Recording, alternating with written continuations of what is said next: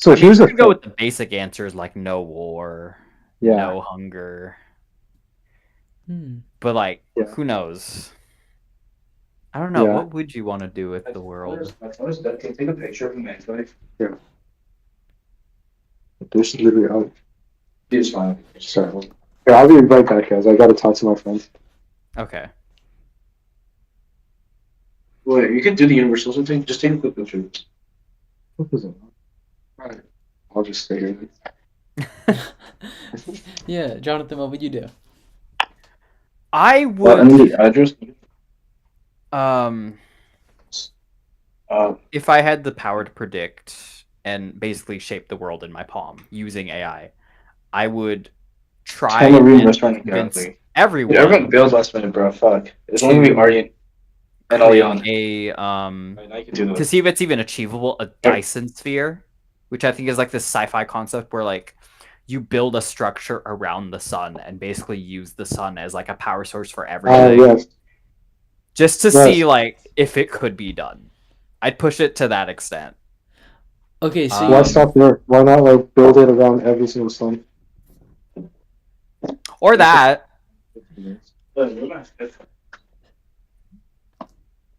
so you build it around the sun, your Dyson Wait, sphere. Patrick. What else? Yes. Wait. No, just... Here, we have 15 minutes. I'm gonna come back in like 10 minutes. Okay. Let's see. I could say eliminate disease. I definitely try and eliminate hunger first. I'm a bit iffy on eliminating disease only because I feel like it serves a purpose. But then What purpose do you think disease serves? I don't know. Just like population balance, stuff like that. Interesting. Weird stuff around that. Wait, Would but you can population solve balance area of population thinking. balance. Would population balance matter if you could colonize Mars and like colonize other planets and everything? This is true. That is also another factor that comes into this. Yeah. Definitely I think maximize our ability to produce certain things like farming, use AI for farming, which we're already doing. I've talked to Max about this 1,000 times, how they're using AI to like zap weeds in the fields. So Interesting. Great. How maximize does that work? farming. Oh, they just have like a robot go over each crop, and the AI is trained to basically pick out the weed in the field and zap it. Let's see. That makes sense. Kind of cool stuff. Computer vision. But maximize agriculture. What else could I maximize? I would say clean energy, but I feel like having a Dyson sphere already kind of covers that. Yeah, definitely. But that is literally clean energy. That's like yeah. energy. Yeah.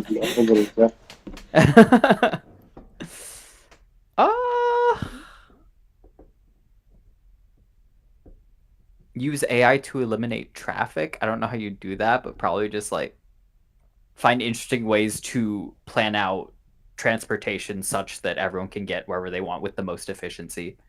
Or make teleportation. Yeah, I think that's the next answer, right? It's teleportation. The hex gates from Arcane. Yeah, exactly. Yeah. Jonathan, what would the goal be of this Earth? You can do anything. Have fun. I just want to see how far we can take it. So it's. Oh, sorry. Max. Go ahead. Wait, can I interrupt Max real quick? I think Max, like, because you're getting at, like, we got to discover the purpose of the universe, right? But if you can predict, like, so, Jonathan, Max, how much have you, like, told Jonathan about universalism and everything? He's gone over non-dualism with me. We've kind of glossed over it.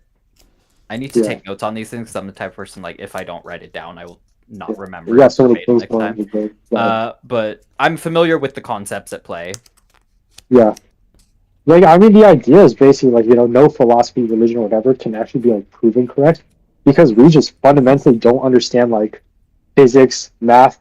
Like, there's this, like, I don't know if you've heard of, like, the Gödel's theorem of, like, completeness. It really shows that, like, math is incomplete. like Gödel's theorem of incompleteness. Gödel's theorem of incompleteness. Godel. Like you can call him Gödel, but like it's pronounced Gödel, but there's no R in his name. It literally shows that math is incomplete. So like math is incomplete. Physics, a new law of physics, like back like everyone thought gravity was like Isaac Newton's law of gravity, and then everyone thought it was like Einstein's like laws of relativity, and then everyone thought it was quantum mechanics, and now people are discovering like quarks and like strings, and it's just like there's no like physics that like can actually like reliably predict movement on like a large time scale. You can like predict like how a ball rolls like pretty accurately, but you can't really predict how like the atoms move in like the air. So physics is incomplete. So until we like like kind of understand everything, like a lot of like maybe Christianity is the one true religion, maybe it's Islam, maybe it's no religion, maybe it's a real religion we didn't know, like maybe like the last prophet of that religion like died out like 50,000 years ago for all we know, right? Like until we discover that, right, a lot of people might just be going to hell for no reason. Maybe there is no hell, maybe like we're in a simulation. So until we like kind of do that, everyone's dying is like for like no reason whatsoever, right? So the best use of our time is to push ourselves like just like work towards like discovering the secrets of the universe. And obviously there's the benefit of like once you know the secrets of the universe, everything is solved, right? Like there's no hunger, there's no like sadness, there's no nothing.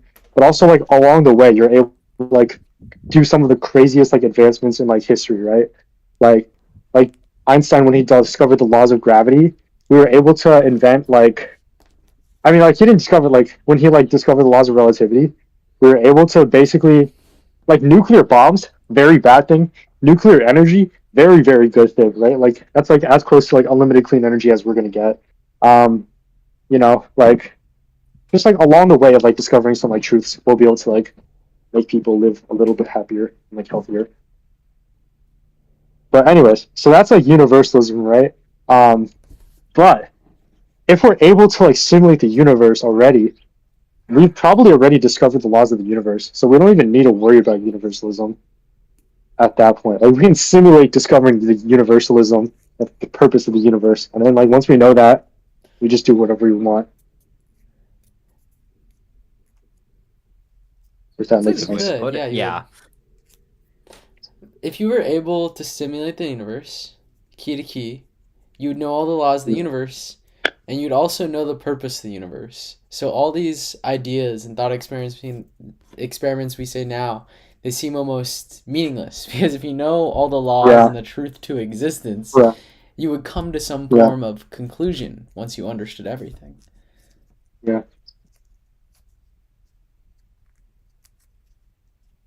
Yeah, exactly. Skylar. Yeah, what's up? Why does happiness matter?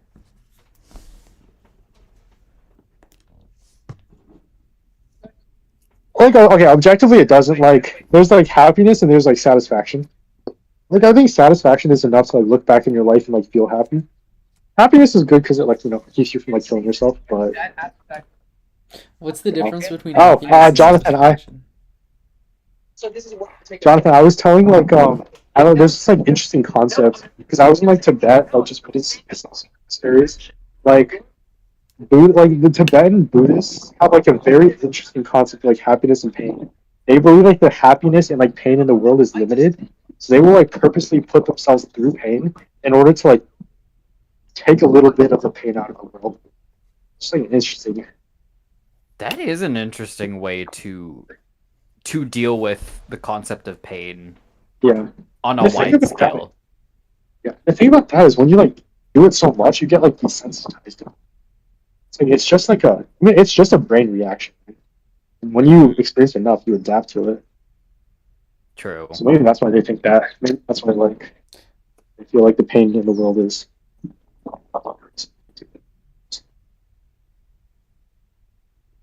It's kind of like the saying, what an object in motion stays motion. I guess like if you're always in a painful situation, you're kind of just like, this is the norm, it's whatever kind of thing, and you just go about your day. I guess is kind of what they're going for. Is that? Yeah, I think so. Max knows more about this than I do. Though Max reads a lot about meditation. If someone's depressed and accepts the depression, do they remain depressed? Or do they become more depressed? Or do they become happier? What happens if a person that's depressed accepts depression? I don't know. What do you think? What is like the? Because I definitely know you've like read about this, right? Like you definitely know the answer. No, I don't know the answer. Are we talking like clinical depression or just like the very temporary waves of depression that we usually feel, Max? An individual that's depressed for a week or longer straight.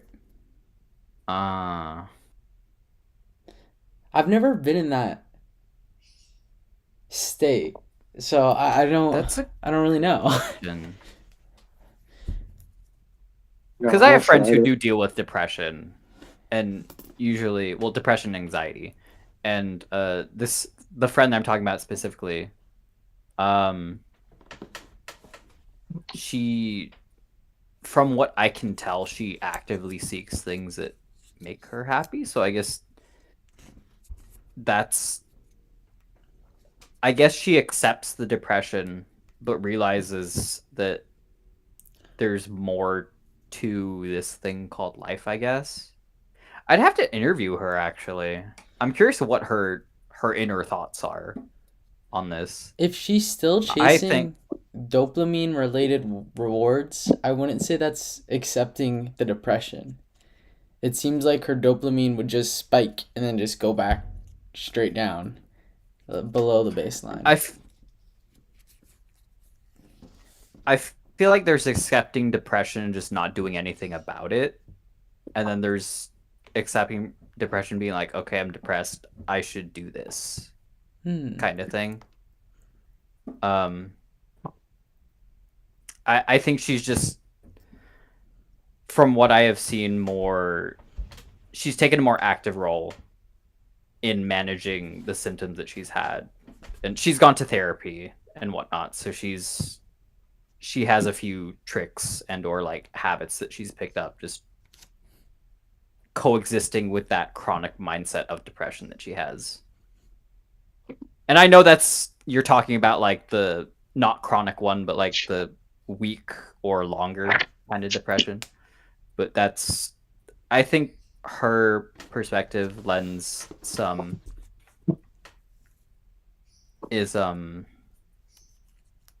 it speaks a bit to the question because it does answer the question of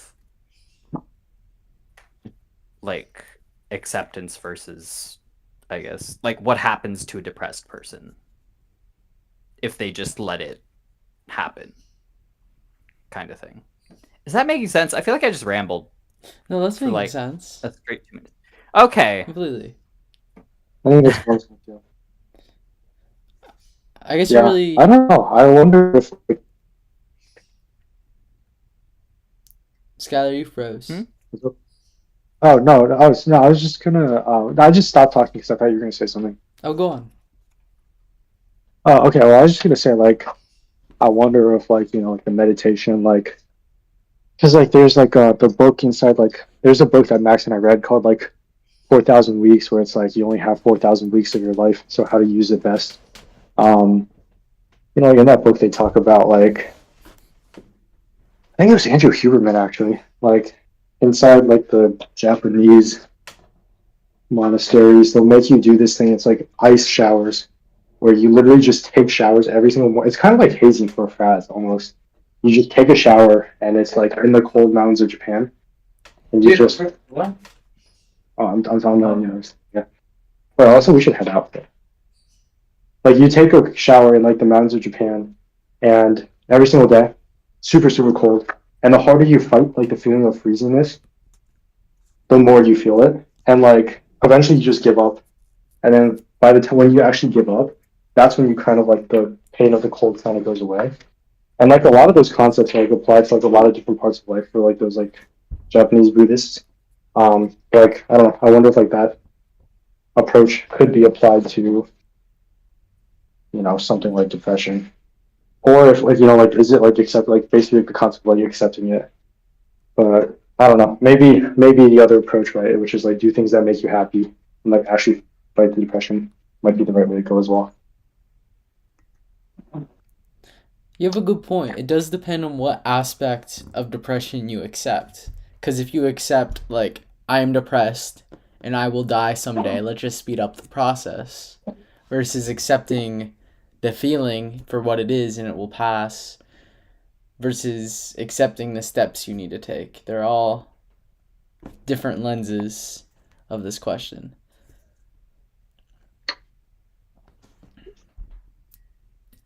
Yeah. Cold showers are game changing just for mental mindsets. Very weird tangent. Do you take But, like, cold Well, showers? you were in the military, right? I was, but not for a long time. I technically served, but I'm not a veteran. Okay. I went Did you to have? Did they make you? Huh? Oh, I was just saying, did they make you do like cold showers and everything? And like, No. I went to officer candidate school in March of 2024. I got in Rhode Island. I was there for about a month. It was the basic, like, they shave your head, they give you the gear, they take away everything you own. Let's not Um, It was a very stress-filled environment because they give you your room, right? And then obviously they make you do drills early in the morning. They tell you how to march in formation.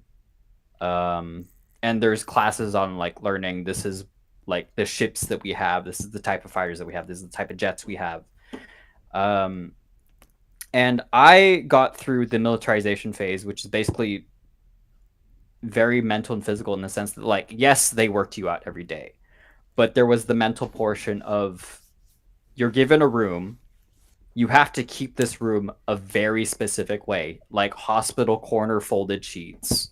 Your desk has to be this many inches away from the wall, this many inches away from the nightstand, which has to be this many inches or feet away from your bed. It's a very controlled environment, and you can't have like any trash in the trash bin that they give you. And your toilet, your bathroom basically has to be spotless by the time you leave your bunk. It's a very controlled and stress-filled environment. On top of the fact that they make you memorize verbatim paragraphs of information and make you recite it while you are being exercised. Like they'll say push-ups, recite to me the 7 codes of a century kind of thing. yeah, And you have to yell that at the top of your lungs, and then midway through they'll be like, all right, sit-ups, and then you have to switch position while still doing it. So it's that kind of environment. But no cold showers.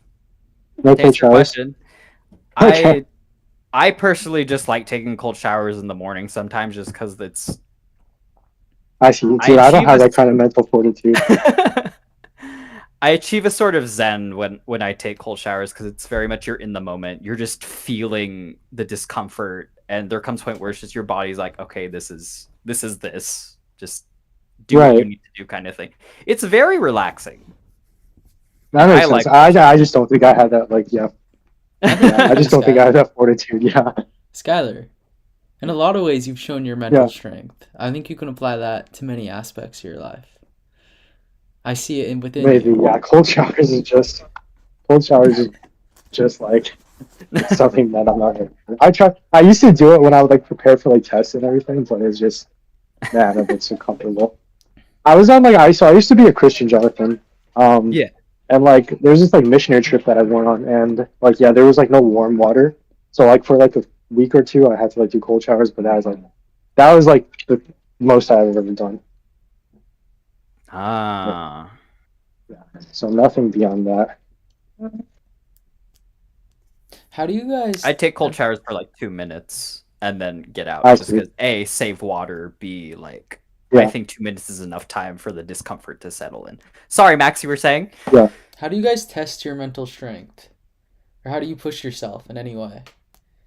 Do you guys? I mean, honestly, like, no, not really. Like, I would say, like,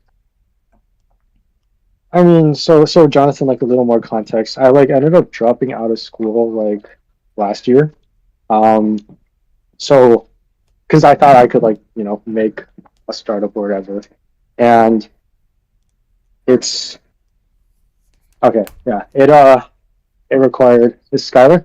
Yeah, sorry, I'm getting an Uber. It like like a lot was on the line because if I failed, I'd just be like not in school anymore, right?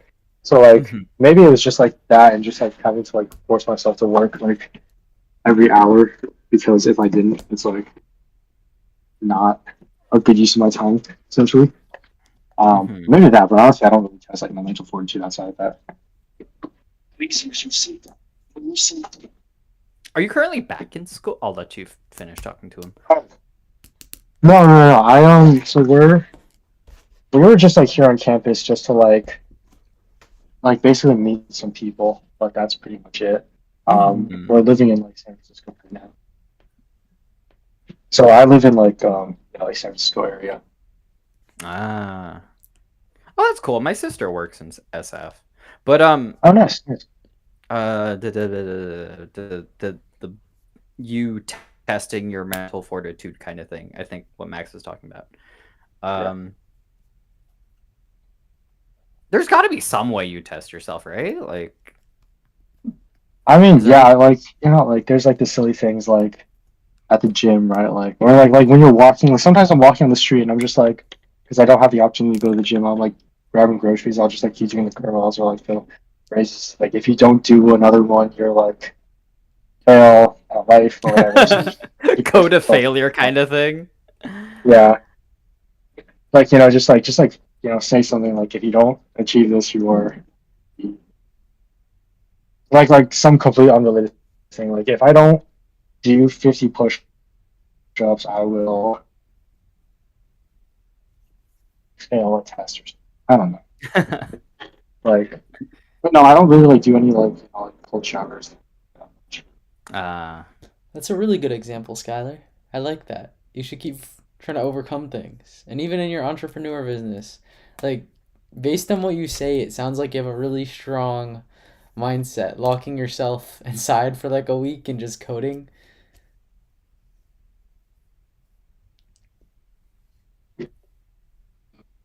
Sometimes the best test of.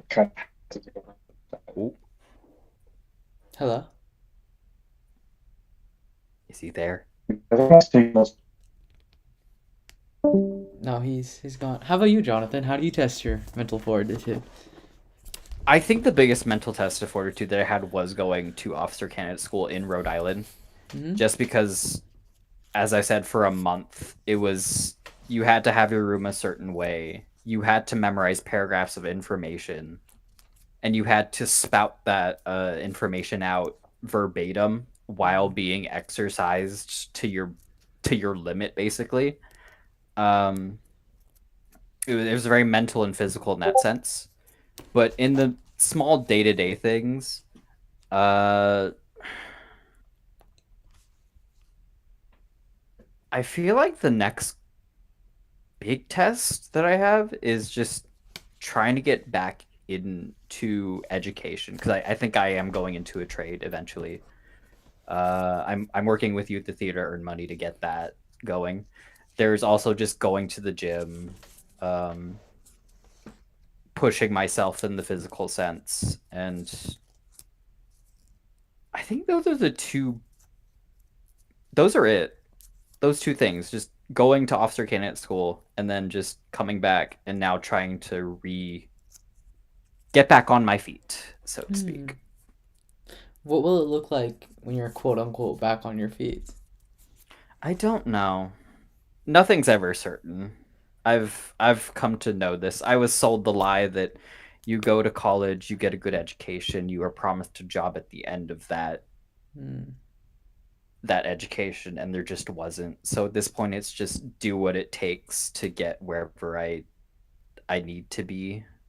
In this case, it's just getting a regular 8-hour shift instead of working 13 hours a day kind of thing. What was your degree and major?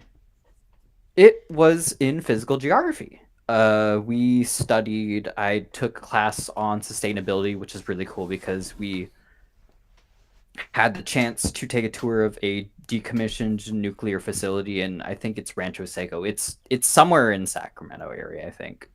But I got to stand inside one of the cooling towers, inside one of the tanks where they put the nuclear rods in to cool them.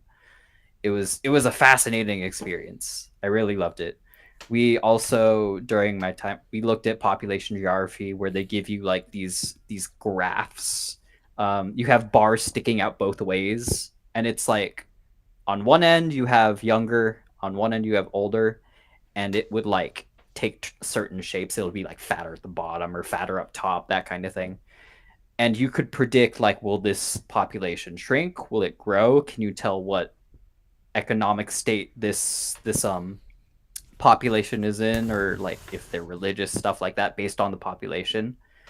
Um, it was a fascinating class. And then there was things like climate history, where you look at how the Earth has changed over billions of years. How there used to be tropical climates in like the Antarctic, and we know that because they were like palm leaf fossils or even alligator fossils there. You could tell by like the pollen that some plants would produce at certain temperatures, that kind of thing. So a lot of earth science stuff Mm-hmm. is very nice. What career were you looking into going into through all that? I was hoping to go into forestry or anything in the parks, just because I love nature. I love being out there. Uh, I my plan A was definitely park ranger. I think, given that I don't have any like thing done towards that, I think maybe working in a fire watch tower, or just being in the forest and doing like forest maintenance, where you like cut down dead trees and stuff like that, would be nice. What do you have to do to become Um, a park ranger? you have to take a bar exam. Well, not a bar exam. You have to, I think, go into law enforcement, Mm. which is a totally other different. Actually, let me rephrase that. Law enforcement is you get into law enforcement, and how you do that is you have to go to a officer academy, basically. So it'd be like another boot camp setting, not as harsh as the military, but still nonetheless a very stressful environment. And they train you. You take your exams, you take your tests, you get trained on protocols for certain rules and regulations, and you become an officer. And then you go apply to the parks, I think, and they get you situated on, these are our laws, this is what you have to do, um, and so on and so forth.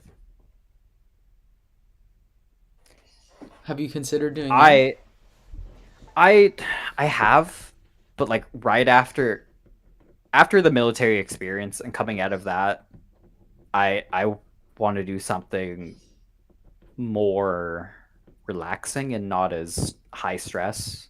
Mm. I know it was only for a month that I was in there, but still, like, going through that again, I'm like, I don't want to do it. I just don't. What is it? Hence why I'm now looking into a trade. But what is it to relax? Um, not having to get up at 5 a.m., not having to memorize paragraphs of information verbatim and shout them at my commanding officer, and honestly, just being somewhere that's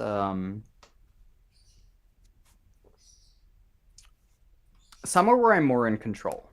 Because I think I realized early on in the officer candidate school training that I am not in charge of where they're going to place me. I mean, I vaguely am. I get to pick, but it's not a guarantee. I'd rather be able to choose where I can work, so that I feel most comfortable and I can do what I need to do.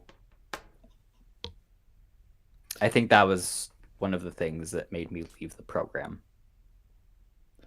What would be an example of where you could choose where to work?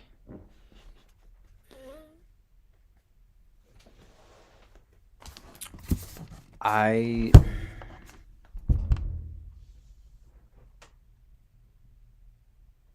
something versatile.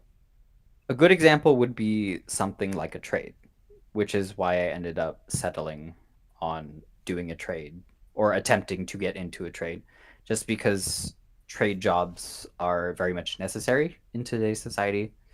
And I feel like a lot of my generation was sold the lie that you get your degree and there's something else waiting for you on the other side, which isn't true. So trades, that would be my example. What do you want to do in a trade? I've thought about welding or mechanics, but I need to do some research, and I also need to find a college near here that teaches it. I don't know. Does FLC have anything related to that or no? Is it? There's a Los Rios welding class. Mm-hmm. So not FLC, Okay. but near Sac State. Gotcha. Okay. All right. So I could probably start there Mm-hmm. or some other college to find training. So let's say you become a welder. What would your life look like? I think I would have a bit more control over my schedule just because it wouldn't be a 13-hour shift. And so I definitely be happier because of that. I think other than that, not much would change. I mean, everything progresses in steps, right? Like the first thing is just getting the job and then using the money from that job to eventually like boost where I am in life in the sense that like maybe I'll get a car, or maybe I'll get an apartment, stuff like that. Do you want a car and an apartment? Oh, 100%. 100%. I've always wanted a sense of independence from my parents when I can. Not now is not the time, but one day I'll get there. Why do you want a sense of independence from your parents? I suppose it's a sense of pride and ego. I just wanted something for myself. What is I think yours? that's what it comes down to. My pride and ego. What does your pride and ego have?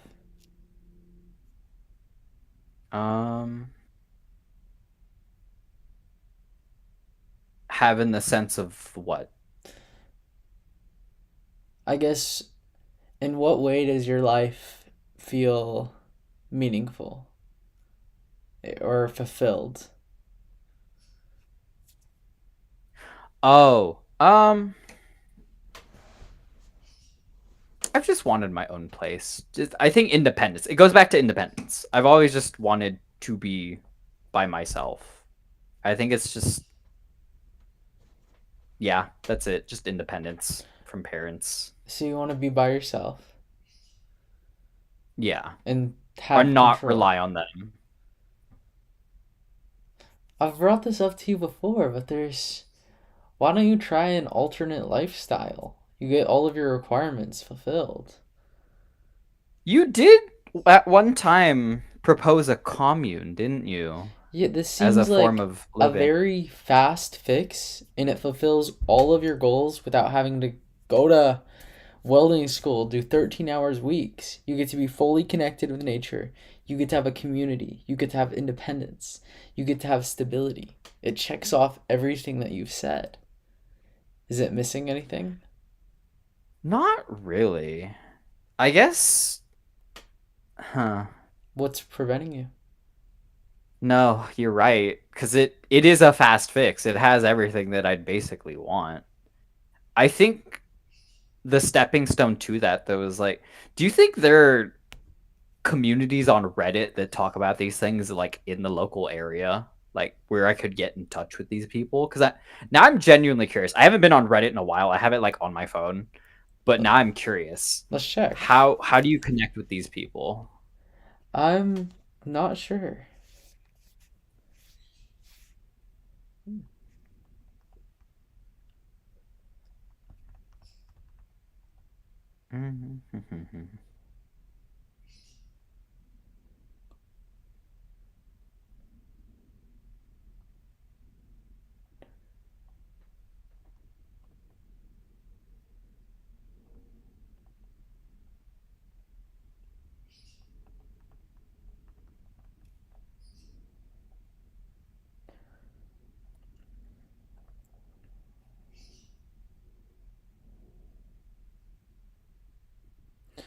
Okay, Jonathan, are you looking for long-term situation, a temporary experience, week/months, a work exchange for housing and food?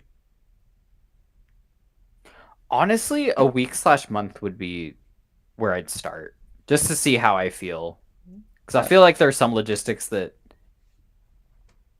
we don't know about that I'd like to check for before I fully commit to it. Perfect. And there's like a lot of varieties in communes. If one doesn't fit your cup of tea, there will always be others. You can leave that cult behind and find one that's pure. I wonder how many are cults. See, cults do, from what I've seen in documentaries, it's always a cult has a commune of some sort. No, but So I you would wonder if I'd know end it's a up in a- cult. You would know it. True, You would know true, it. true. Guys, dude. I'll look that. You know what? I'm gonna write a note because I'm genuinely curious now. About what? Where's my? Bro, Just like imagine it, Jonathan. Every one of your issues fulfilled, gone. Your dream of being in the woods every day, out with the trees, the beauty of the water. You get to consume a fresh turnip in the morning and be out. You can be brushing the donkeys and feeding the cattle along with all your brothers and sisters of this earth. Feeling I'd be like stable. New Age Moses. What? I'd be like New Age Moses. You would be like New Age Moses. Oh my god. Oh, here's one my friend referred to me. Mm-hmm. Tyler. It's in Thailand. What? That would be an experience. Traveling across the world. That's true. It's true. That's always been one of my goals in life. Dude, Get out there, see what's. Think about it, Jonathan. You leave the rat race. You get to fulfill your goals. See the beauty of this blue marvel. And then settle down. Oh, you sent to me. Thank you. Okay. Ah, okay. Okay, this one's By the way. What's up? Oh, sorry. This one's good for I was gonna say, audience. did Rishi initially come from the States, or has he always been like? How do I phrase this question without seeming weird? Did Rishi come from the United States and go to where was it? Where did you say he was? To wherever he was to do his to find his himself. Yes. Do you know? He grew up in Folsom. Right here. I didn't know that. He's 18 years old. About to turn 19. And a committed man. Very nice. He wrote a Just whole curious. book recently.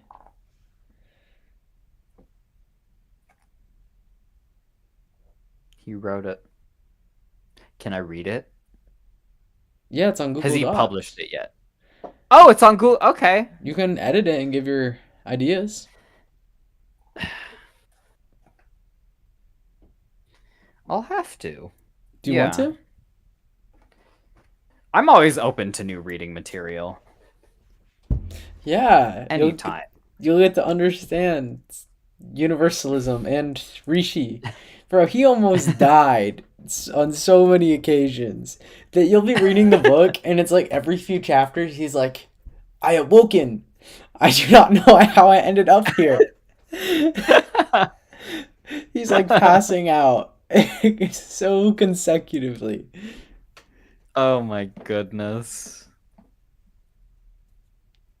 No, I'd love to read something from him because I've only ever heard his name and heard things about him from you. So just getting to read firsthand accounts would be kind of cool too. I'll make sure to message him and let him know. The entire book, like, he goes through spiritual experiences with other forms. He's not sure what they are, if they're just the memory or if it really happens. He's like uncertain. But reading it, it feels so surreal. Like, he got lost in the middle of the desert. Every direction he looked, all he sees is desert. He got turned around. He could not tell which way is right, left, straight back to his home. He was miles beyond miles from his house. Even if he goes a thumb the wrong direction, he could be walking 20 miles and end up just dying in the desert. So this is all happens. He's panicked. His heart is racing. He doesn't know what to do. It's pure darkness. He's alone. No one can hear him if he screams.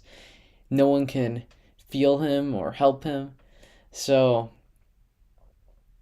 he ends up laying on the ground in defeat and fear once his body physically fails and he can no longer move.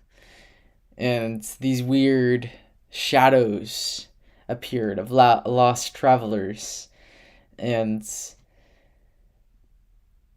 things happened. Crazy. And next thing he knew, he woke up in his cave. And he was very, very confused in how he got back. Mm-hmm. That's crazy. He believes that it was something to do with the shadows that led him back, that helped him. Mm-hmm. Yeah. That's a very interesting.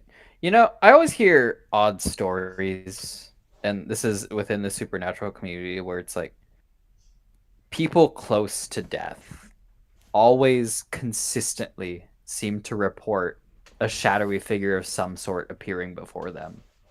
Whether it's good or bad, I don't think anyone has agreed upon, but they always say there's like some shadow figure that appears, or like a man in a black hat kind of thing, or a black suit.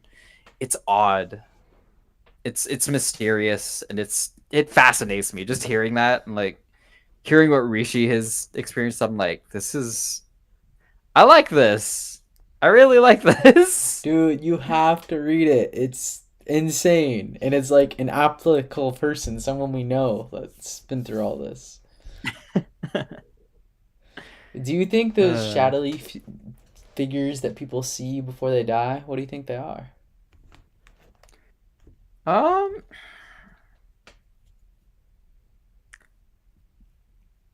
I would say they're not aliens, just not something from this world. I would say something interdimensional that kind of just observes, and I don't know what their intention is. But I've always felt that there's something more than people out there. And you could call them aliens, you could call them spirits, but there has to be something else out there. All I can say is they're not human. I think that's AI like an alien in a way? Like we found a way an to alien of our own creation, I suppose. What's the difference between creation and discovery? Creation implies an active role in facilitating the existence of something, whereas discovery That means has an active role of fulfilling it too. The existence in something. Like the discovery of America wouldn't have came into existence if Christopher Columbus didn't fulfill its existence. Well, discovery, it to my understanding, implies a existence before one's knowledge of it. Whereas creation, you are there actively making like something like I actively made this ball or this fan. I put the paper and the wood together to, make it this thing. That's how I see it. when you paint an image on your iPad, the formulation of pixels was already a possibility with our rules of physics. You were just discovering one of the possibilities. Mm-hmm.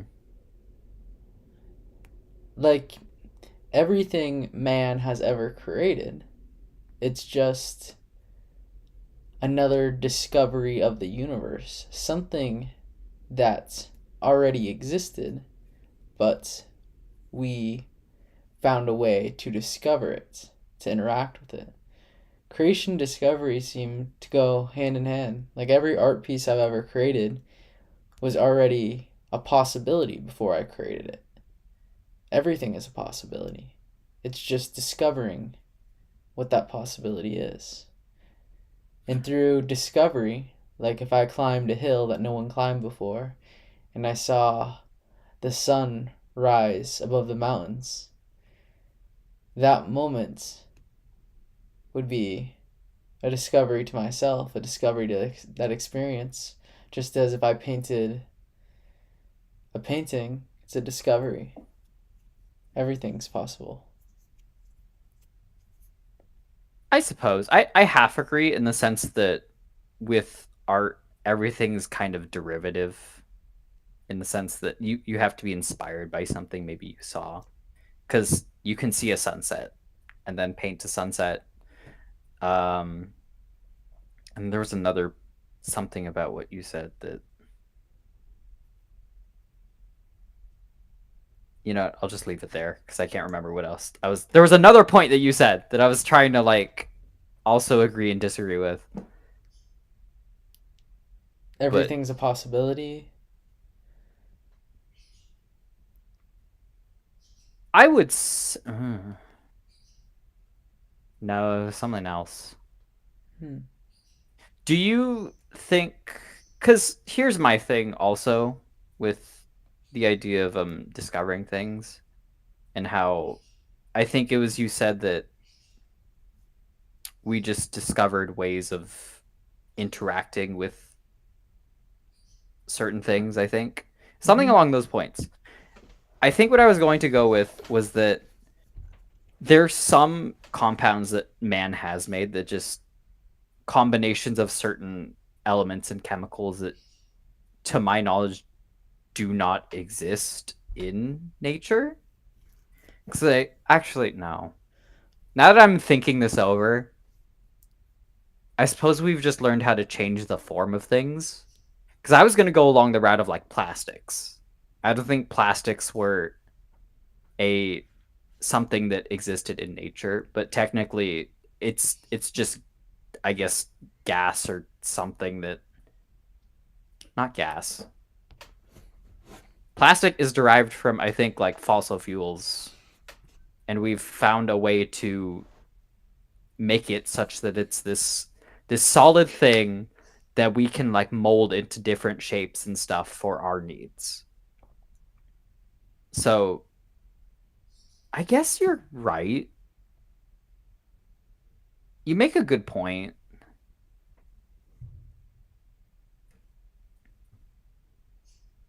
Would you, Max, do you agree that or would you say that the plastic around this ball, this is a lacrosse ball that my friend gave me, would you say that the plastic itself is something that you could find in nature, or is it something more we created it?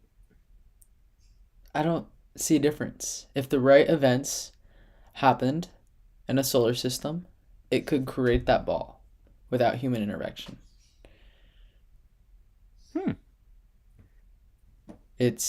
We just discovered it by putting things together. Truly, like, creating something and being quote unquote like unique, having a one of a kind idea, I don't really think it exists. You're just discovering things that already exist. Like AI is no different than us. We get a ton of input, and the AI gets a ton of input, And from this input, our memories, our senses, smells, we can discover more output of the universe. And same can the AI. You could technically use the words of create, but it seems so interchangeable, create and discover, in every context. What would true creation be in your opinion? Is it something that we can do, or do you think it's something only a god could do? True creation. Well, how do you define Yeah, creation? well, that's what I'm asking you. Like, how do you define what is true creation to you in its purest sense?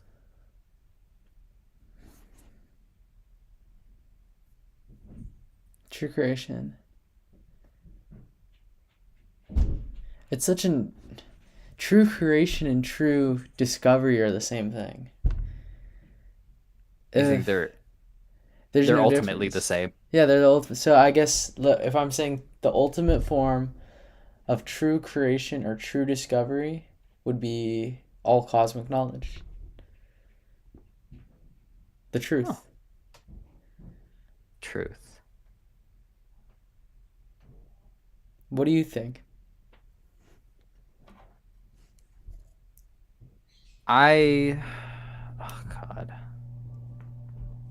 I'm so stuck on the definitions that I had before, in the sense that creation is different from discovery, because creation implies that something had not existed there before and you made it, whether or not it is from things that already existed. There's a spirit of it kind of goes hand in hand with the thought of like inventing something in that sense. I think that's where I'm going with it, and where like we're kind of like separating on the idea. But it's the idea of taking things that are already there and bringing them together in such a way that you create something, and having an active role in putting stuff together, versus discovering, which to my understanding implies that something already exists and you had no prior knowledge of it until the act of discovery, which in itself is just realizing something is there, I suppose.